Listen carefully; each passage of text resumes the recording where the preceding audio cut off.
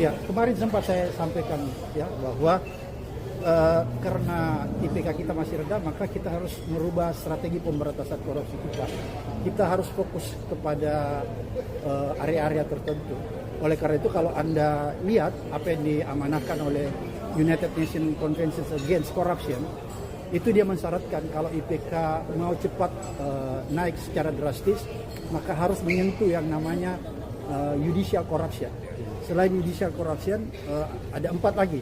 Foreign bribery, kemudian trading influence, kemudian illicit enrichment, dan yang keempat commercial bribery.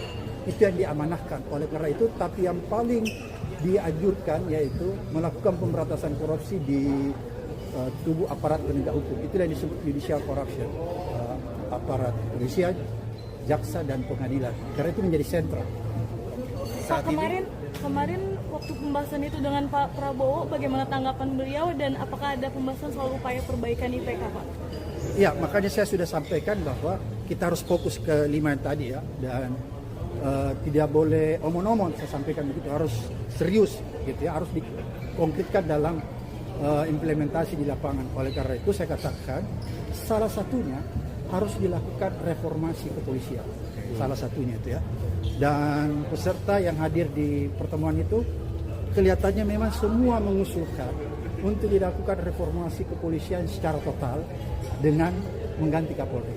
Itu yang ada di forum.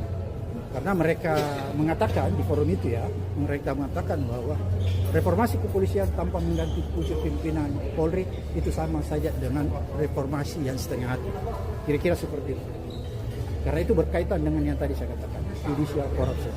Pak, kemarin ada pembahasan soal 57 mantan pegawai KPK kembali ke KPK, Pak? Iya, betul. Jadi selain yang saya sampaikan bahwa sebaiknya pemerintah konsentrasi mengembalikan undang-undang KPK.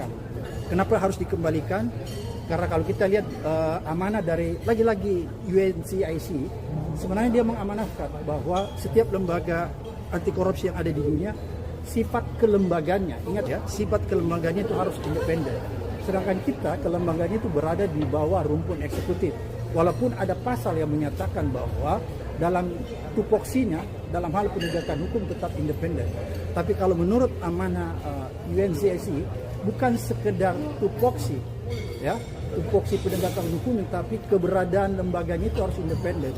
Dia nggak boleh berada di bawah rumpun eksekutif.